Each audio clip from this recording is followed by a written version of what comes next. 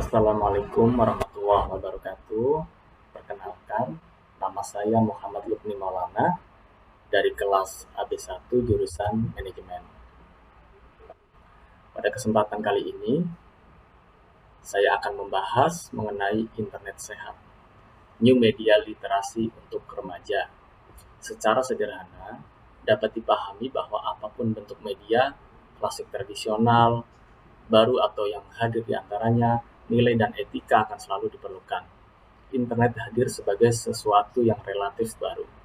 Fenomena yang hadir melalui internet dalam bentuk media sosial belakangan ini di Indonesia sangat beragam.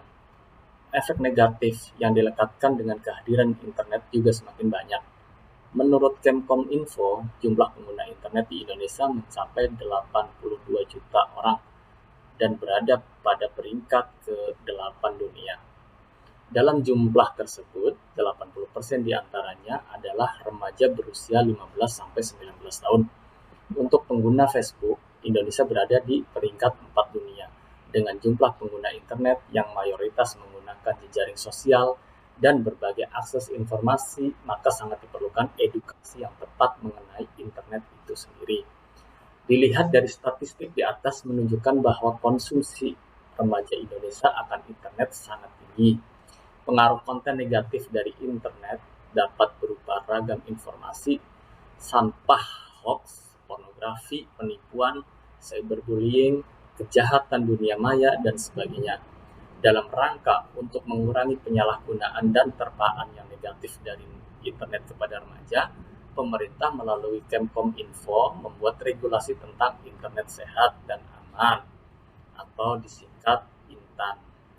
Program tersebut dikawal dengan beberapa regulasi seperti UU Nomor 11 Tahun 2008 tentang Informasi dan Transaksi Elektronik, UU ITE, dengan ancaman hukuman denda kurungan 6-12 tahun dan atau denda 1-2 miliar. Kita akan mengurai beberapa konten negatif dan contohnya dari internet yang kemungkinan akan dikonsumsi oleh para remaja. Yang pertama, pornografi. Penyebaran konten pornografi melalui media massa sudah sangat mengkhawatirkan. Beberapa kasus yang terjadi dalam bentuk pelecehan seksual disebabkan karena terpaan pornografi melalui konsumsi informasi negatif dari internet. Penyebaran pornografi melalui internet menggunakan kemampuan teknologi yang canggih. Pada pengguna anak-anak atau remaja, kemunculan konten dewasa tersebut sangatlah tidak pantas untuk dikonsumsi. Salah satu hal yang dapat dilakukan orang tua dalam mencegah anak-anak dan remaja mengakses konten tersebut adalah dengan menggunakan filter dan jaringan internet di rumah seperti menggunakan software proteksi. Selain menggunakan software proteksi, sebagai orang tua kita dapat menempatkan komputer di ruang keluarga agar portal yang diakses oleh anak-anak dapat terpantau dan memberikan browser khusus untuk program yang dapat diakses oleh anak-anak. Yang kedua, kejahatan dunia maya.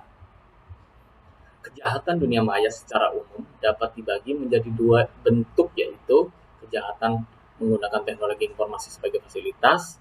Contohnya adalah pencurian akun internet, pembajakan, pornografi, email spam. Terus yang kedua, kejahatan menggunakan teknologi informasi sebagai sasaran, contohnya pembobolan atau pembajakan situs web, pembuatan atau penyebaran virus komputer. Yang ketiga, carding. Carding merupakan salah satu bentuk pencurian informasi dari kartu kredit milik orang lain untuk kemudian disalahgunakan.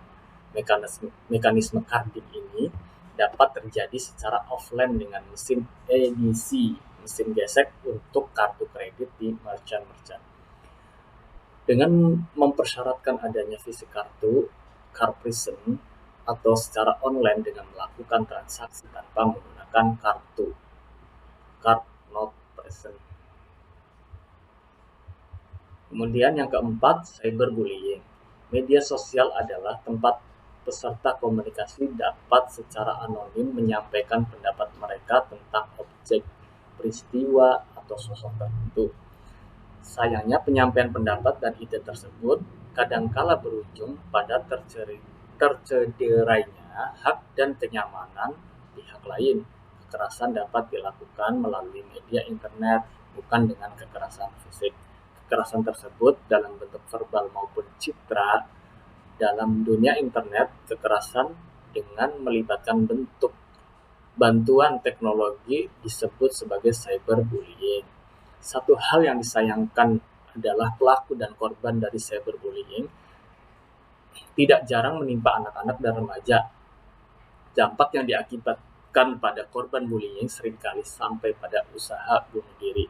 Sedangkan secara psikologis, dampak lainnya yang dapat terjadi diantaranya rasa malu, ketidakpercayaan diri, antisosial, dendam, stres, dan depresi.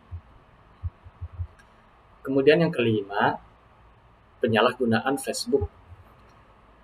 Salah satu platform media sosial yang mempunyai pengguna terbanyak di Indonesia adalah Facebook.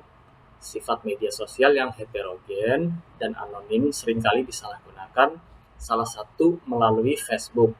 Beberapa kasus yang berawal dari penyalahgunaan Facebook dapat berupa penipuan, penculikan, pembunuhan, atau pelecehan seksual.